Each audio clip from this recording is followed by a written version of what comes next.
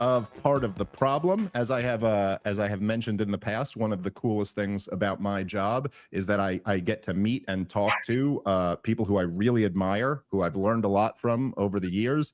And this episode is about as good an example of that as we could get. We're joined once again by Colonel Douglas MacGregor. How are you, sir? Thank you for taking the time and joining us.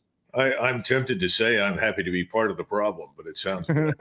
Well, there you go. Well, you have, I mean, technically, I suppose you've had a long career. I'm sure you've been part of the problem and the solution at different I points. don't know. We haven't found a solution yet. We've recommended many, but they don't seem to have adopted any. Well, that is true. That is true. A good solution to an American war is something that has eluded us for, going on a century. But we'll get into a lot of that. And you have an event this weekend in Dallas, Texas, if I'm correct. Yeah, I didn't realize we were competing with Dave Smith. That really upsets me. It's too bad. But I'm sure you'll have a lot of fun. I think ours will be fun, but it's going to be serious. We've sold out, which is nice. And it's a VIP reception and dinner. These are people that really wanted to talk with us. We have three of us there that are going to be talking to the people that are coming. It's called the National Conversation. And we basically got together. I had been, at the time, I was still with the Our Country, Our Choice. And we decided we were frustrated because we just could not justify supporting Democrats or Republicans, because it struck us that, not to make it simplistic, but it struck us that, yeah, you go out, you vote, and inevitably you get John McCain. And the budget continues to explode and more money is spent and nothing is solved. So we said, look, why don't we found this thing called the National Conversation and start holding events all over the country, one every 90 days or so, and get a panel of people together each time. This time it's Natalie Brunell. I don't know if you know her. She's really known as the Bitcoin person, but she's much more than that. She's a very fine financial analyst. Judge Napolitano, we have to drag him in because we need somebody to tell us what the law says, because it's hard to tell what's real and isn't anymore. And of course, I'll be there. And we have a wonderful moderator. Her name is Dr. Olga Ravazzi, and she's taught at the university level. She's got command of a lot of information, particularly in international relations. Anyhow, we've invited all these people not to lecture them, but we'll answer questions as they're put to us by the moderator, and then the audience will have a chance to engage and tell us what they think. Because we want to get to the answer of, if we want to chart a third way in politics, something other than what we're hearing through the mainstream media, what are the core issues that we think we can unite around? And that's really what we want to find out, because we need desperately to unite around key things to hold the country together. Lenin used to say, every society is 3 meals away from a revolution. Yeah. He wasn't wrong. And we need to think about that. No, that's absolutely right. And I do think, particularly in this moment right now, as somebody, like, I've been involved in the Libertarian Party before for years. I was in supporting the Republican Party when Ron Paul was running for president, but that was kind of not really supporting the Republican Party. That was kind of a third party candidate, running within one of the parties. And then, of course, in some ways, Donald Trump has kind of been a third party candidate running in the Republican Party in 2016, 20, and 24. And I did vote for Donald Trump and endorse him in this last election. And for many reasons, it seemed to me that Kamala Harris losing was like a must for our country. It also, forget even any policy, but just the pure humiliation of Kamala Harris being the commander in chief. It would have been, it gives one shivers in their soul. Well, remember what we were talking about before we came on air. Lincoln said, ignorance is no bar to advancement in politics. Man, did he get that one right? That, yeah. But of course, then we're back to the John McCain problem, aren't we? Yes, we sure are. But even maybe with as awful policies and even more ignorant than John McCain, if that's possible. But I do think that at least at this point now, and I really don't want to downplay, say, like, look, there has been tremendous success in terms of the border crisis compared to where we were a few years ago. And I think the Trump administration should get some credit for that. That is a big deal, and I'm not trying to downplay that. However, I do think almost now in the culmination of the Trump experiment, where Donald Trump did get 2 terms. I mean, he's in his second, but he did win 2 terms. And I think for a lot of us, people like myself, were kind of here before Trump and are coming back around to this now. We go on these very fundamental issues that are destroying the country, namely being forever wars, perpetual debt, and debasement of the currency. Both parties are in lockstep. And in some senses, Donald Trump might, when it comes to, say, unconditional support of Israel, might be actually a substantial click worse than the Democrats would be on that issue. There's also another topic, though, that I think is very important to everybody, and people don't get this. This crosses all the racial lines. I don't care what anybody says. It's public safety. Yeah, no, absolutely. And the Republicans might be a click better on that, but the problem is still not turned around. It's not nearly enough. And so in a sense, if you start to chart this thing out, like as if we're a car driving toward a cliff at 100 miles per hour, you're like, just voting in the Republicans is clearly empirically not enough to stop this car from heading toward this cliff. And in that case, I do think, as you're saying, we have to start exploring alternatives. Like, what is I'm not asking for much. I'm just asking for a candidate who says, let's not get into stupid wars of choice and aggression, and let's be fiscally responsible. And yes, as you pointed out too, hey, maybe let's have some policies like you're not allowed to do heroin on the street.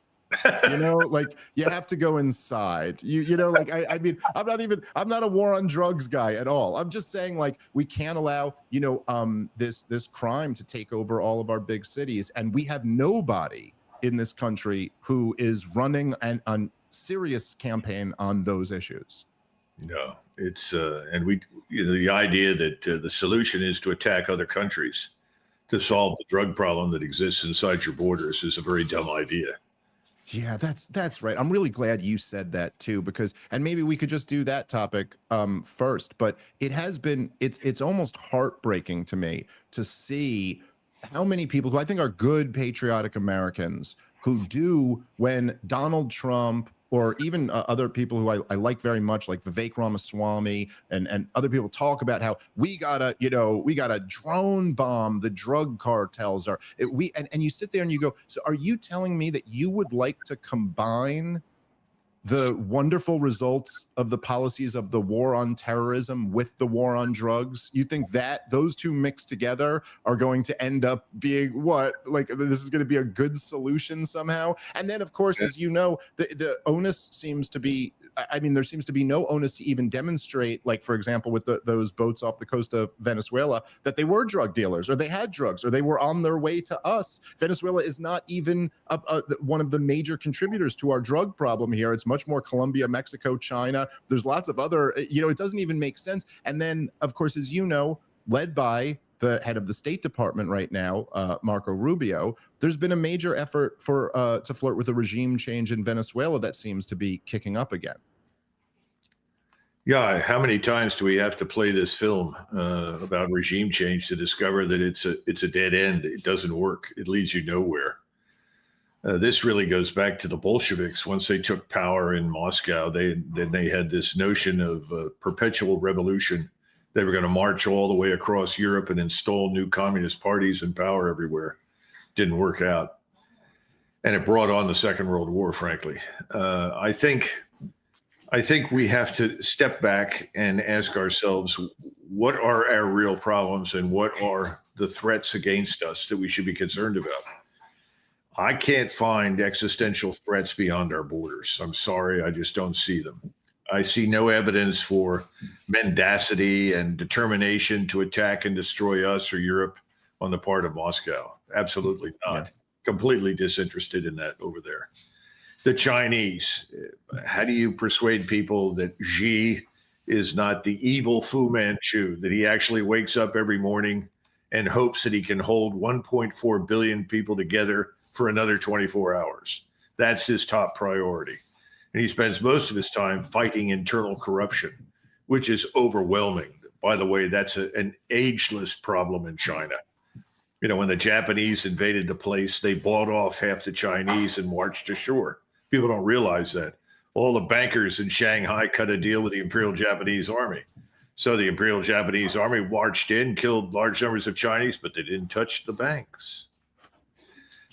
We don't understand the reality. So I think we have to face the fact that most of the problems that we have are generated here at home by us.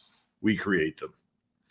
And the budget's a perfect example of it. We've reached a point where nobody on the Hill wants to cut a dime out of anything for fear they won't get reelected. That's not a good sign.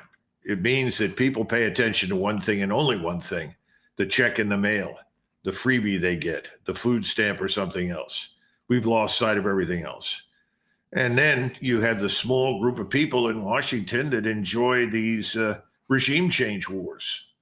And effectively, the war with Iran is another regime change war waged by Israel and us. The possibility of war with Venezuela, which looks very, very real right now, unfortunately, is another regime change war. And if you go back and listen to Joe Biden and the people that surrounded him and the neocons that were advocates since, I would say easily since 2014, when we installed this puppet regime in Kiev to wage war on Russia, they've all been about regime change, at least on the surface. Obviously, they wanted to get into Russia, divide it up, strip it of its resources. The bankers were anxious to see that work so they could all get rich. We have a similar situation potentially in Venezuela. Venezuela has great oil and gas, emerald mines, gold mines. Gosh, of course, it's a big problem. You see, it's almost the size of Germany and France together. It has 1,700 miles of coastline. It has 1,380 miles of border with Colombia and roughly 1,380 miles of border with Brazil. Oh, that should be easy. Yeah, let's go change the regime. What are you going to do it with? 2,000 Marines? Some special ops? And of course, the old problem with all of these things, it's the problem in the Middle East, it's the problem with Russia. What do you do when it doesn't work? Well, historically, what have we done? Escalate until we can't, because the American people finally wake up and say that we've had enough. Get out. And that's what happened in Vietnam. Nobody talks about Vietnam anymore. Yeah. You don't talk about defeats, do you? Or do we talk much about Iraq? I don't think so. They threw us out in 2011. And the few that stayed on, they want to get rid of them. And I think most of us have pulled out as a result. Where's the big success story in Afghanistan?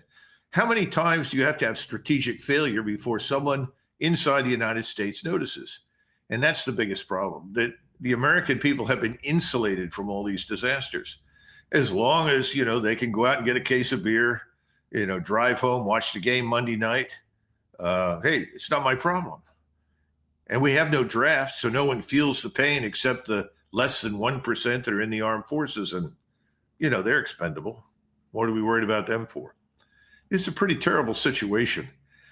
I don't think it can go on much longer. And, I think what may rescue us, this is a terrible thing to say, but it may be bankruptcy that rescues us from ourselves. But we have to admit to the blame, don't we? We're Americans. We voted for this stuff. We shut up. We said nothing. We said, fine, go ahead. And we're in a mess. Yeah. No, there is something to that. We have to take some responsibility for it. And of course, this is what Ron Paul used to always say, is that this system is fundamentally unsustainable. And so it will not sustain itself. And that end is going to come one way or the other. And then I think the question is, what do we do with that? And what is the response to that? As you said, as you were talking about this, I'm thinking, I had mentioned this on my last show, but so recently on Piers Morgan, he had a panel where there was one of our mutual good friends, Scott Horton, was on, and your old colleague, General Wesley Clark, was on the show too.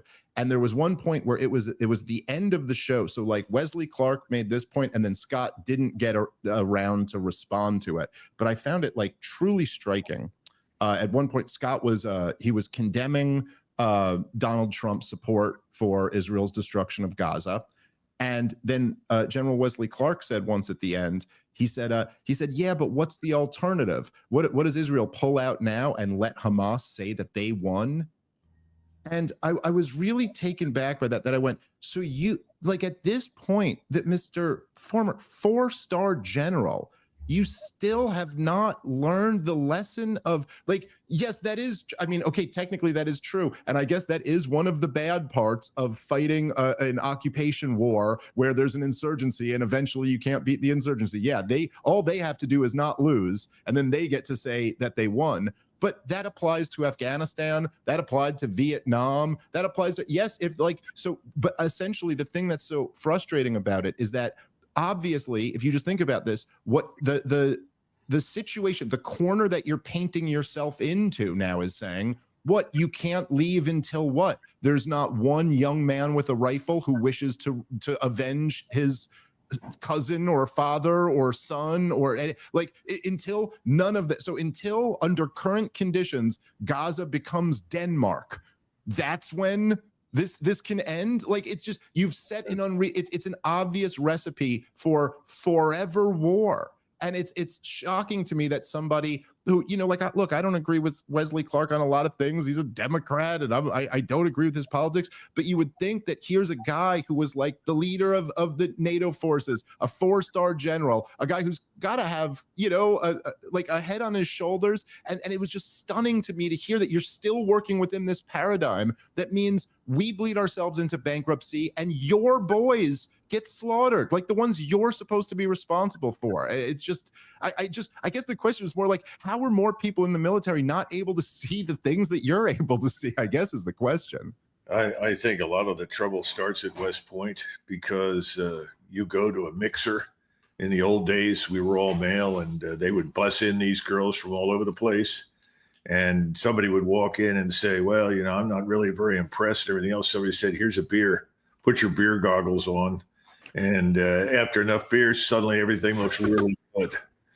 I think Wes Clark, by the way, I know him and I like him personally very much. He's a very intelligent man. He and I always got along well, though we did not agree on a lot of things. But to his credit, he tolerated me when I disagreed with him.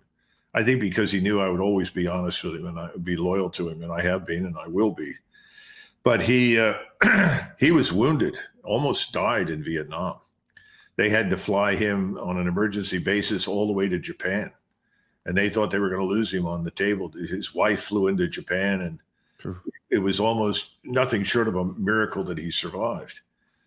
And so you would think, in retrospect, as you reflect on that you would question exactly what you brought up. But it's deeply ingrained in him, this idea, well, you have to win. We haven't won anything for a very, very long time. And we forget how terrible the Second World War was. I listen to people like, well, we won the Second World War. Well, actually, 50 plus million people died in it. We happened to be on the winning side. But we were all really, really happy we came in late, and we were really, really happy when we only fought for about 3 years and it was over. And we don't want to go back there and experience it again. But that's not what you hear. I'm so glad the president was tough and told those Russians to get with the program. What? Have you lost your mind? This is a sovereign state. It has its own national security interests. They're legitimate security interests. What's wrong with treating them as legitimate security interests? They don't have any interest to compare to ours. Well, what are our interests in Ukraine? Explain this to me, please. I haven't figured it out. And oh, by the way, what driving strategic interest compels us to support the Israeli extermination of people in Gaza? I don't get it. Now, you may not like the people in Gaza. That's fine. And the Israelis, it's their country, obviously, if they want to do these things. But what are we doing supporting it? Is that consistent with our values? I hear all this crap all the time about, well, our values dictate. Okay, what are those? Mass murder and expulsion? Where's that on the list? I don't see it. I wouldn't want to do that inside my own country. So, you know, what are we doing it overseas for? It's all very, very odd stuff. And the biggest problem, though, I think it's not just the Americans who on any given day, Dave, you and I both know, The average American doesn't care what happens overseas. You know, as long as he has a case of beer, he can watch the game, he's happy. As long as he has a car he can drive and can afford the gas, he's happy. As long as he has, wife and kids to play with, he's happy. I mean, this is kind of where we are. We're not an overly demanding people, and we are rather simplistic. We're not complex people in that sense. But the problem with this very inward focus is that we allow things to happen in our name beyond our borders that are catastrophic. You know, Dave Petraeus, I talked to him back in 2005 when he was at Leavenworth. That's the last time he and I spoke. He was a couple of years ahead of me at the military academy, and I had come to the staff college to speak. And we talked. He talked about Iraq. What do you think, and everything else? And I said, well, these raids, checkpoints, and patrols. I said, this is just a steady grind. It's not going to take us anywhere. The British gave this up in Ulster. It didn't work. We don't want to do this. And he said, well, I agree with you, but we need to do these and these and these things. And finally I said, well, why don't we just leave? And he said, we can't do that. Anbar province will become a platform for the projection of terrorism all over the world. I said, well, in Vietnam, we just left. We just pulled out. And it made no difference to us at all. But 58,000 men died. Another 100,000+ were wounded. And 2-3 million Vietnamese were butchered as a result. So this is insane. You know, it's this mentality that, we can't do this. We have to have a surrender ceremony on the battleship Missouri in Tokyo Bay to end every conflict, or we're unhappy. But that's not realistic, and that's not necessarily why you fight a war. You don't fight wars to exterminate people. I mean, maybe Stalin did and Hitler did, but we don't do that.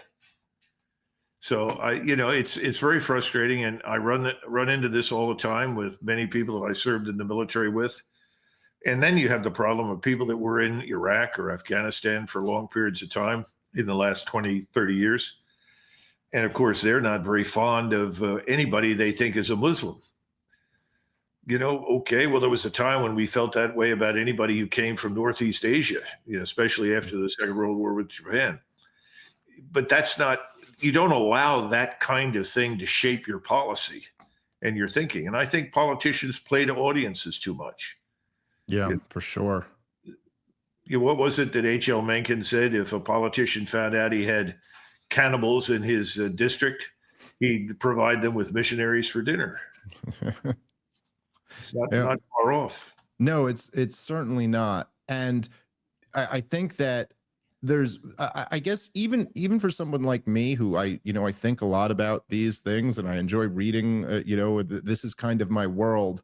I have been really shocked by the recklessness and irresponsibility of the leadership within the military and the political class. Like even for a group of people, I understand there's going to be some corruption, there's going to be mistakes made and things like that. I mean, but look, even in the George W. Bush administration, John Mearsheimer covers this in his book. It's a very interesting little detail in American history. But immediately after 9/11, it was Colin Powell, probably the wisest member of the Bush administration, although he still fell in line and sold the war that he knew was based off lies. But that's between him and his maker at this point. But so Colin Powell went to George W. Bush and was like, you got to push for a two-state solution.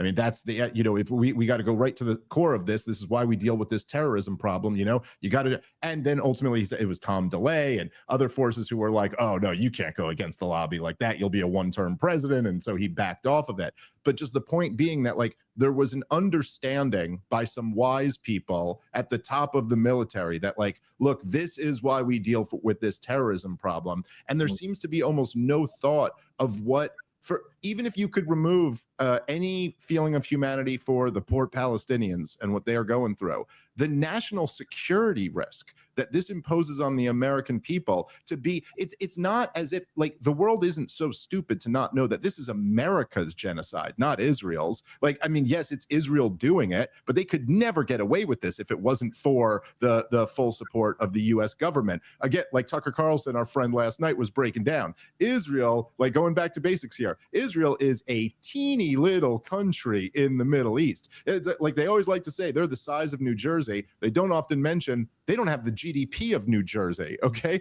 This is not, they are in no position to get away with any of what they're doing, including maintaining the occupation. They're in no position. You know, Netanyahu goes around and talks a big game about what Israel can do. This is your baby brother talking about how he can win every bar fight, knowing that you're behind him, ready to crack skulls if anyone messes with him. Like, you know, and so, but the fact that there seems to be either there's no feeling for this, or everybody is so controlled one way or another that they just can't act on it. But if just maintaining the occupation was this big security risk because it engendered all this hatred in the Muslim world against us, well, what is this? What have we seen over the last 2 years? And like the blowback doesn't always come within, you know, 18 months or something like that. Like we are opening ourselves up for a whole nother generation of young Muslim men to be radicalized toward hating us, even worse than we've already been dealing with. And there seems to be almost no thought of like, oh, that ought to be the concern of the American government, the national security of our country.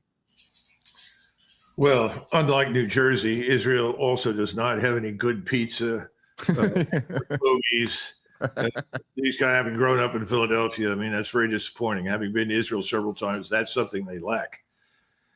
On the other hand, I think, you know, we have to understand something. People like me, I grew up as a Quaker. My family, my mother's family being in the country since 1681. In Philadelphia, I went to one of the oldest, well, I guess the oldest Quaker private school in the country.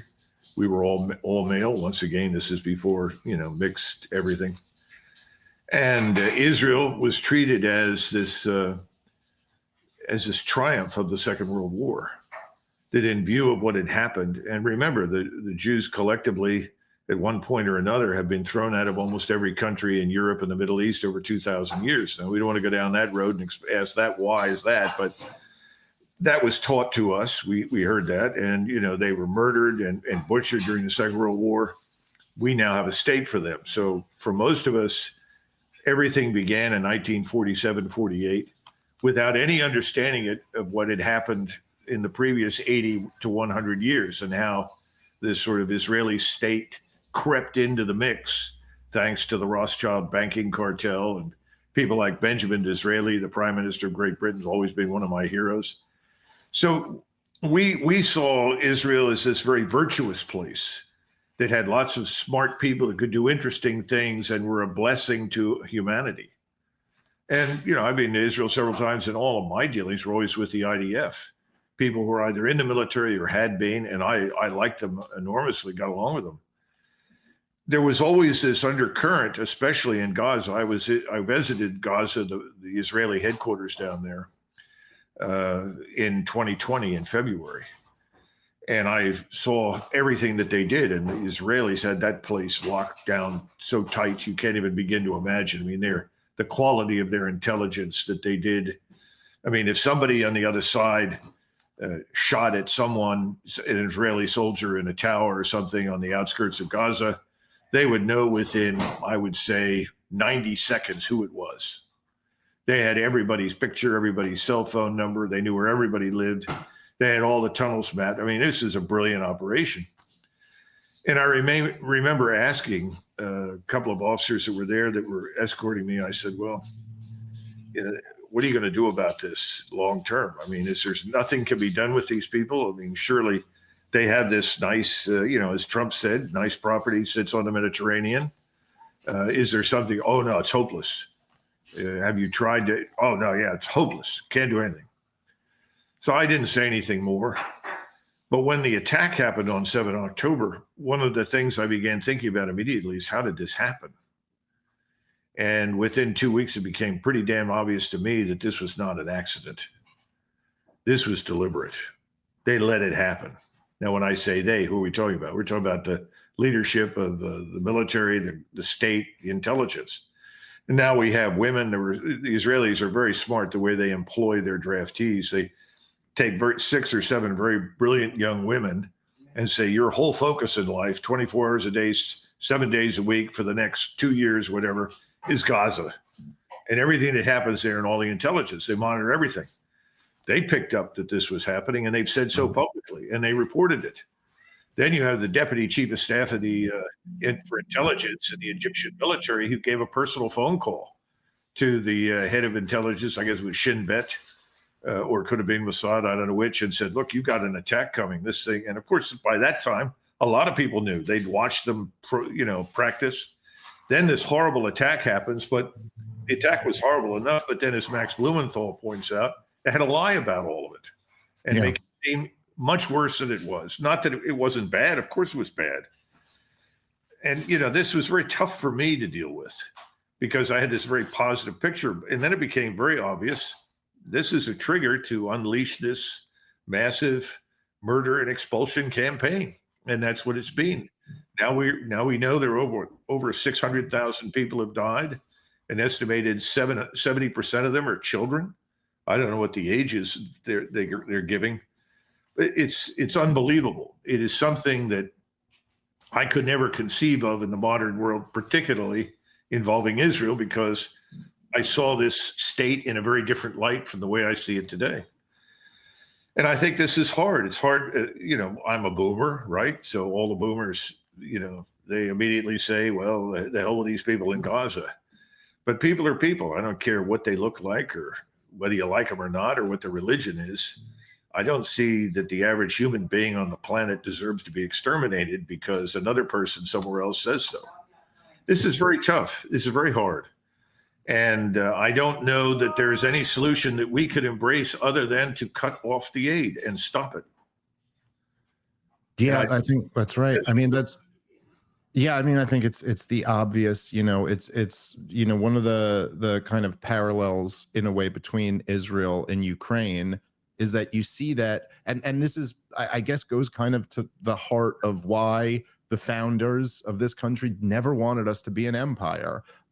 Because even when you get in these entangling alliances and you realize that even if well-intentioned, and I certainly am not claiming that I think any of this stuff is well-intentioned, but even if well-intentioned, there's just a tremendous moral hazard that comes along with these security guarantees and blank checks where you give, you put people in a position. Again, it's like saying to your little brother, like you're going out to the bar and you go, you get in a fight with anyone, I got your back. Well, the problem with that now is that you're encouraging him to maybe get in some fights that he otherwise would have talked out and not came to fisticuffs. And obviously in Ukraine, that's just clearly true, that there would have been a negotiated peace at the very beginning of this, which almost undoubtedly would have been more in the Ukrainian favor than what the final agreement, whenever this thing ends, will be. Well, there's an expression, if I could say something real quick, if there is no accountability, there is no performance. And we really haven't held people accountable, military or political, for a very long time for doing anything. And as a result, they think they can do anything. In other words, there are no constraints. And that's really what you're saying. Yeah, exactly. And my maternal grandfather was in the First World War. He came back on active duty in the Second, but in the First World War, he was in the Army. He was a private. He enlisted after he graduated from the University of Pennsylvania. So did most of his classmates. You won't see that happen anymore. And in fact, he used to say to me, he always wanted me to go to Annapolis, which I absolutely did not want to go to because I don't like going to sea. It really bothers me. I don't like to be out of sight of land. I'm happy flying. And I figure if it fails, well, it'll be quick and done with it. I don't want to feed the sharks or something else, from a ship. So I didn't ever want to do that. So he would say to me, though, he said, Doug, I was in the Army, and in the Second World War, I was in the Navy. And I was a private, and then I was a master sergeant in just a few months, and then I became an officer. And he said, but in the Army, in a war, you don't get much to eat. Whatever you get to eat is cold. You freeze. You live in the mud. It's nasty, and people shoot at you all the time. He said, so if you're in the Navy, you're aboard ship, and most of the time you have nice, clean, dry clothes, and everything's warm, and the food's excellent, and you always have coffee, and you're not really under fire very much. So I really think you should go to Annapolis. And I said, no, I went into the Army. He wasn't entirely wrong. I found that out the hard way. But having said all of that, my family on both sides, everybody was violently opposed. I mean, almost to the point of violence against war in 1917. And, the first point was, what has Germany or Austria-Hungary done to us? Nothing. What's the basis for this? Who made them the enemy? Why are we committing the national treasury and 2 or 3 million soldiers to this war? And of course, the casualties we took were terrible. People don't realize that. In 110 days of fighting, we had 318,000 casualties. People don't realize that. That's far more intense than, frankly, most of what happened in the Second War. Okay. Second War was episodic. And we had 110,000 killed. And if you do the math, that comes down to about 1,000 dead for every day of fighting. Now, I don't think most people in this country would tolerate that sort of thing. But yet we have a lot of people right now talking about war potentially with the Russians, war potentially with Iran, which could inevitably, or I would argue will inevitably bring in Russia, China, and other states in the Middle East now. And on top of this, we're talking about Venezuela, a place about which most of us know absolutely nothing. And I don't see any serious existential military threat emanating from Venezuela. We are out of touch with reality. We don't know what this word war means anymore. And that's the greatest danger because, in Europe in 1914, that was the problem. In Germany, France, Britain, Russia, everywhere. They hadn't had a major war for 50 years or almost 50. And people thought, oh, this will just be, a few months, it'll be over and, we'll trade some territory and we'll be back to normal. Well, that's not what happened. And if we get involved in this war as we are now in the Middle East and potentially in Europe, because even though President Trump has said, I really don't want to do this anymore, so I'm just going to give you weapons and you can pay us for them and then you go do whatever you want. We're still there. We still have 100,000 men along the border. If this thing is pressed by the Europeans, you're going to see widespread destruction in Germany, Poland, Great Britain, any number of places. We're not going to be able to stay out of that. So we've lost the sense that our number one priority in foreign and defense policy should be avoid war. Instead, we seem to be in the hunt for it. As you and I were talking before this began, 2 wars aren't enough. Don't worry, we got a third one over here. This is nuts. Yeah. It's crazy, and none of it is affordable. And we're on very fragile financial grounds right now. Yeah, no, absolutely. And then I will say, of course, particularly with the situation with Israel, it's also now creating enormous turmoil within our own country. And that people, we saw mass protests through 2023 and 2024 about the destruction of Gaza. I'm not sure, as school season is just starting up here again now, we might be in for more of those. Of course, you also see, it's one of the things that's interesting, and I'm curious to kind of get your take on this, because this is what a lot of people speculate about. But one of the things that seems to be interesting and somewhat different about the relationship with Israel than any of these other conflicts is that you have these situations like, say, okay, Joe Biden's running a presidential campaign, and then, of course, as we know, then he dropped out and Kamala Harris came in, or he dropped out and then Kamala Harris came in. He was escorted out, and then Kamala Harris came in. It was clearly, just politically speaking here, right, which is something that politicians care about, it was an enormous political albatross around Joe Biden and Kamala Harris's neck that they were on the hook for supporting this policy in Gaza. A huge portion of the Democratic base was just appalled by it. I remember seeing polls where it was like 70% of Democrats considered it a genocide. So you got 70% of your base thinks you're funding a genocide, and it really hurt them enormously also in the sense that there was no protesting against Donald Trump's campaign from the left, because the left was all too busy protesting the genocide in Gaza. And so it really was a political problem for them this year.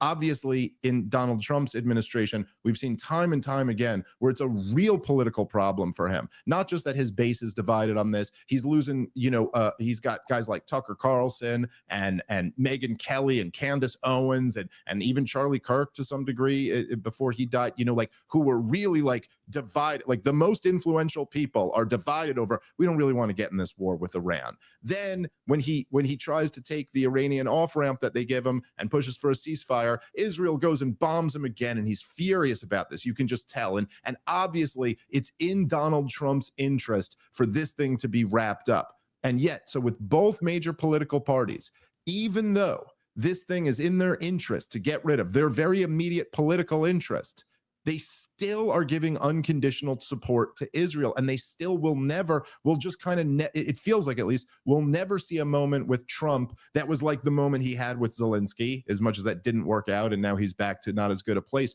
But it just seems like this, I think, mixed with the fact that our government and our media class has lied to the American people about every major crisis for the last 30 years, and they've all been exposed.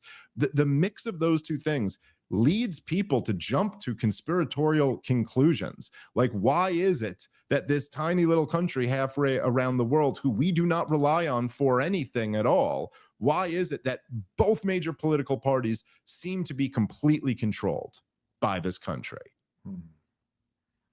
Well, it's a measure of what you're discussing, that most people polled today are convinced that the Israelis had a hand in killing Charlie Kirk. Now, I have not, I know who Charlie Kirk was. I think we spoke 3 or 4 times in short interviews. He asked me to come on, and I did. But also, when it became clear that I was an opponent of this policy in Gaza, that was it. I was out. I don't know if you go back and look at one of his Turning Point USA events, and I think this was, oh gosh, maybe a couple of years ago. Michelle Bachmann was there as a representative of the MAGA right or something, and she stood there and said, yes, the Israelis should kill all of them. I'm 100% for this. They should all be killed. I almost fell out of my chair. Who the hell is this woman? Does she know what she's saying? Does she have any idea what she's saying? This is a terrible thing. And I know, having worked with President Trump briefly face to face, and I liked him, I gave him enormous credit in 2019 for resisting the pressure to go to war with Iran when we had this global hawk shot down on the air defense identification zone's periphery. And if you know international law, any military aircraft that flies along that ADIZ, air defense identification zone, and in the case of Iran, that runs right down the middle of the Persian Gulf. And General McKenzie, who was the CENTCOM commander, had specifically asked for that Global Hawk. Then he plotted the route for the Global Hawk right down the middle, right along that air defense identification zone. And the Iranians looked, and they went back and forth and asked, what do we do? What do we do? What do we do? Finally said, shoot it down. Well, under international law, they had the right to do that. That was legitimate. It was unmanned. It was not manned. And so President Trump's question at the time was it manned? No, it was unmanned. He said, so no one was killed? No. And he said, well, then I'm not prepared to launch a war. And they had this thing ready to go. This strike package was there because you had Bolton in the White House. Yeah. You had Pompeo over at State. The neocons were there with, I'm sure, McCain and Cotton and everybody else on the phone. Go, go, go. Let's go. Get him now. And he wouldn't do it. And he actually asked the question, well, if we do this strike, how many people are we going to kill? Everybody sat there and, well, 600, 700, something like that. And he said, for an unmanned aircraft. So I'm not going to do it. The other question that came up later, but it was in the undergrowth, I would say, of the discussion. What do we do after we strike Iran? All right. You kill 600 or 700 people. You destroy batteries of missiles or radars or something. Then what? And this is the biggest problem right now. Whatever you want to do with Russia, whatever you want to do with Iran, whatever you want to do with Venezuela, After you do it, the question should be, now what? And that's never asked. Well, we got to go to Vietnam and fight communism. Okay, we go over there and we fight. It doesn't work. Then what? This is the problem. There's no second question. There's no serious debate. What are the implications? And nobody stands up and says, well, it's really not in the interest of the American people and the United States government to be drawn into a war. Just as it wasn't in our interest to go into World War I. Yeah.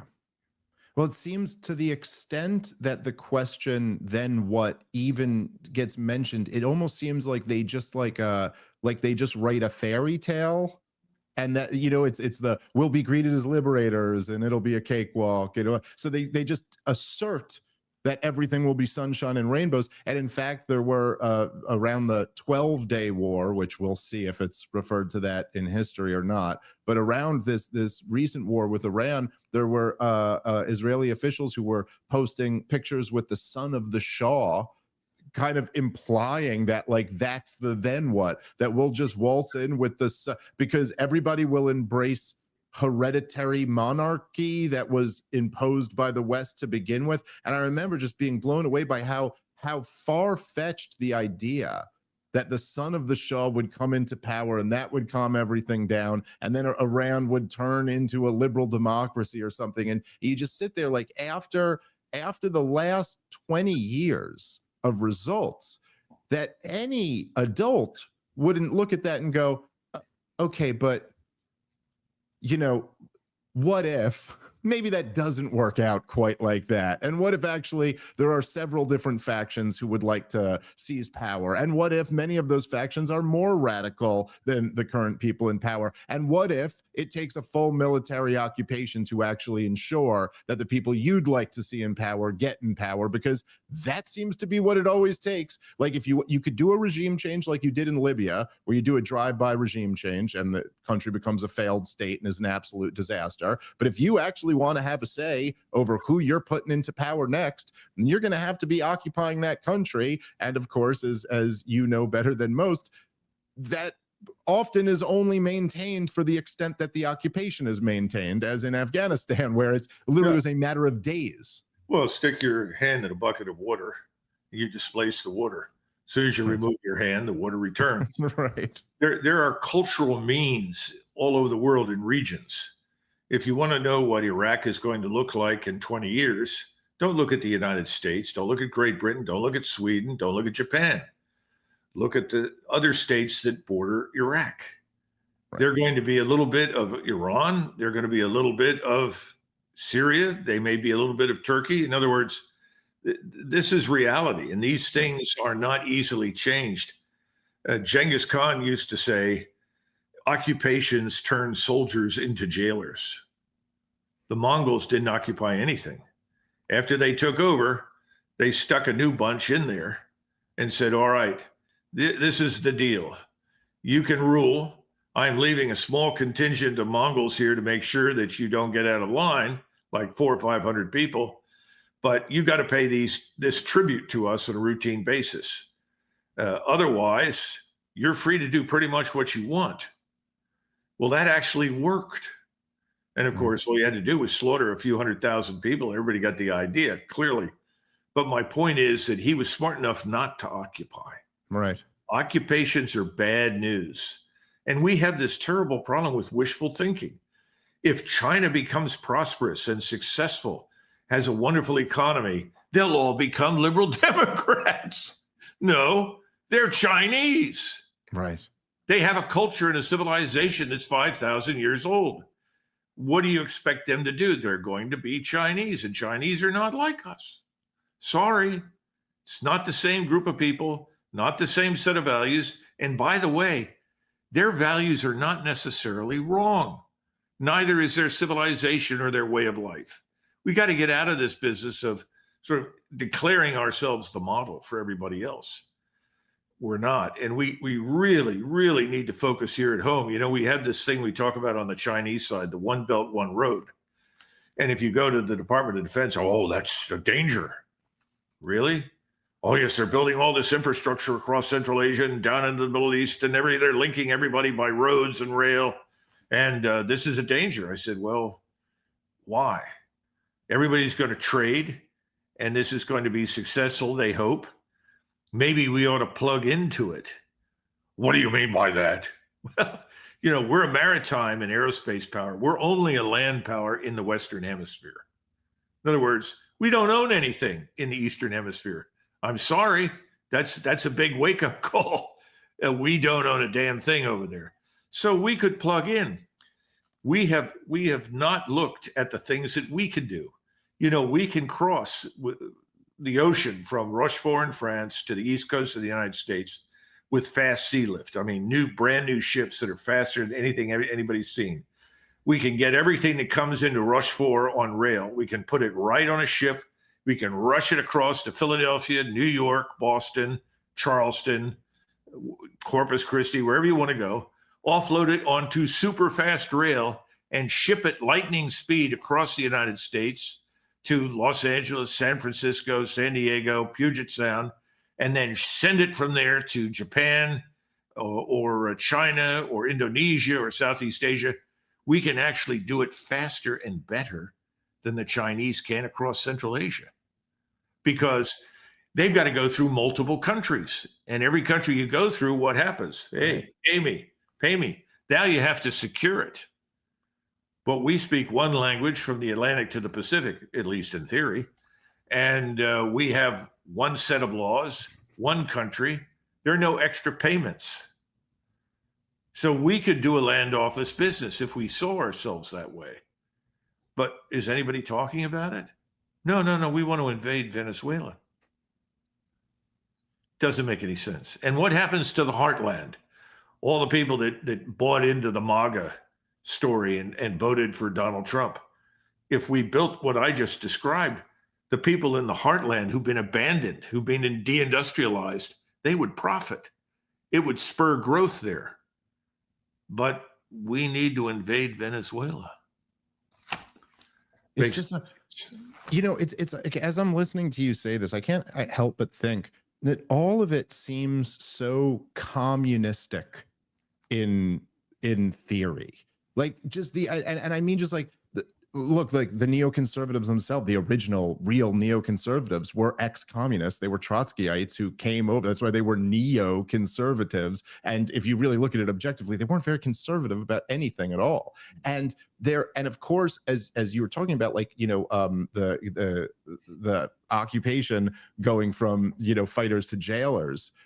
They also essentially, the ask of them is to become a communist government. They have to go in there and basically become the state that's going to dictate everything for these people. And you're asking your military to do something that isn't possible to do, which is to be a true socialist government that's deciding what resources go everywhere.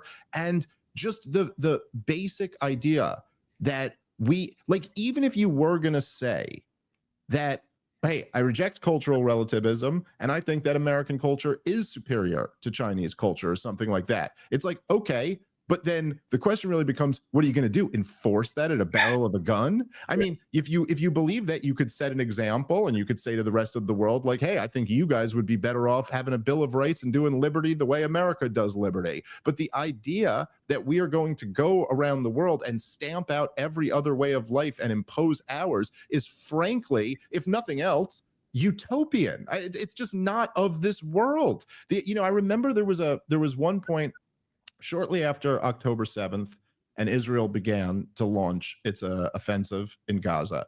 And Joe Biden, president at the time, kind of debatably, in name, was the president at the time. Mm-hmm. He was asked, he goes, you already have this conflict in Ukraine. Can America afford to be backing another war now in Gaza? And Joe Biden went, of course. This is the United States of America. We can do it all. And I do think it's like, wow, you really talk about being born on third base and thinking you hit a triple. You were this corrupt Delaware senator who happened to be lucky enough to be in the unipolar moment, and you just still are living, because you don't even know what year it is. You're still living in this idea that like America can do whatever it wants to. And like, do you not just look at the 37 trillion in debt and the massive crisis that we had at the time at the southern border, and the massive crisis of homelessness, and that we have the worst racial and political and tribal divides of my lifetime, and you still have the attitude that we can remake the entire world, even staring in the face of all the failures that you've supported over your career? It's hard. It's just hard to imagine that these people haven't snapped out of this. Yeah, well, good luck with snapping them out. Yeah. Washington said when he left office, give us 20 years of peace, and we will become so prosperous and economically strong that no one in the world will challenge us. That was his answer to the military question. And then he also argued, along with Alexander Hamilton, that we can be the engine of prosperity, not just for ourselves, but for others. And if we're successful, others in the world will want to imitate us and emulate us. That was the answer to Thomas Jefferson, who wanted us to join the French Revolution. Think about that. Jefferson believed that, we were the model. And that would have been wonderful. As Alexander Hamilton and Washington said, we like Thomas Jefferson, but he doesn't understand the Austrians, the Russians, the Prussians, the British, everybody will land on the North American continent to crush us. We don't want anything to do with that. They were right then. They're still right now.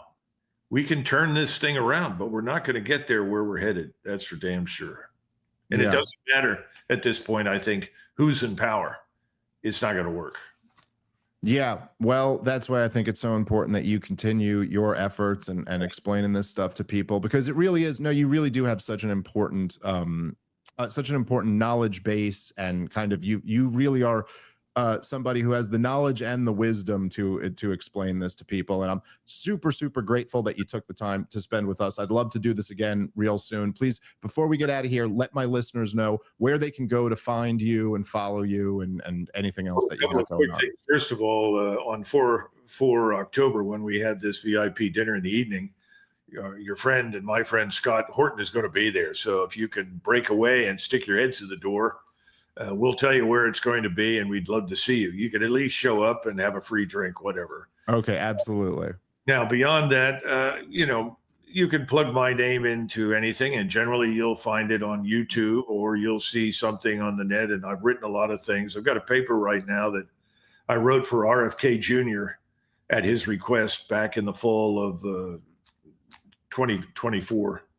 Actually, it started earlier than that, because I was supporting RFK Jr. Then he went to the Trump team and so forth. And, look, that paper is worth looking. I think I sent it to your producer. It's called Taming the Warfare State. A lot of the things that the Secretary of War mentioned, those are all addressed in some detail. And so anyway, bottom line is just Colonel Doug MacGregor. You'll see anything you want, but I do have a website. It'll take you there if you just plug in my name. But the bottom line is the national conversation is our attempt to begin a movement in a fundamentally new direction. And we hope it will be successful, but it's just the beginning. Yeah. Well, it's something the country desperately needs, so I am rooting for it. Thank you again, sir, and thank you to everybody for listening. We'll catch you next time. Thank you, Dave.